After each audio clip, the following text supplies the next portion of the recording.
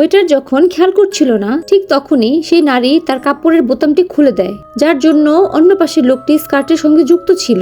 পরের সেকেন্ডে ওয়েটার চলে যেতে থাকলে সত্যি তার স্কার্টটি খুলে যেতে থাকে। নারী রাগের ভান করে তার চোখের উপরে একটি চপাস করে চর মেরে বসে। পুলিশ তাকে বলে পরিস্থিতি খারাপ হওয়ার আগে সেখান থেকে চলে যাওয়াই ভালো। ওয়েটারকে তাড়িয়ে দেওয়ার জন্য লোকটি দেখে এবং বাধ্য করে, কিন্তু সে যখন কাউন্টারের দিকে চলে আসে সে দেখতে পায় মেয়েটি সাহায্যের জন্য সংকেত দিচ্ছে।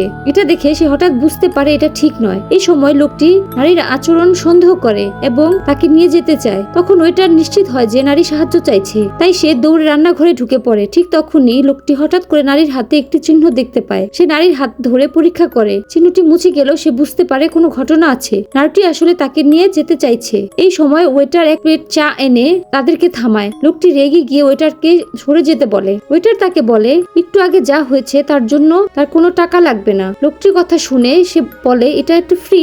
আপত্তি করে সে খেতে শুরু করে, কিন্তু ভাবতেই পারেনি মাত্র 2 কামড় খাওয়ার পরই সে শ্বাস নিতে সমস্যা শুরু করবে। নারীটি জিজ্ঞেস করে কি হয়েছে। ওয়েটার জানায় সে লোকটিকে বলতে শুনেছে যে তার পেঁয়াজে অ্যালার্জি আছে, তাই ইচ্ছে করে এতে পেঁয়াজ যোগ করা হয়েছে। এরপর সে নারীর দিকে তাকে জিজ্ঞেস করে। নারী নিশ্চিত করার পর সে বলে তাকে এখনই ছেড়ে যেতে হবে।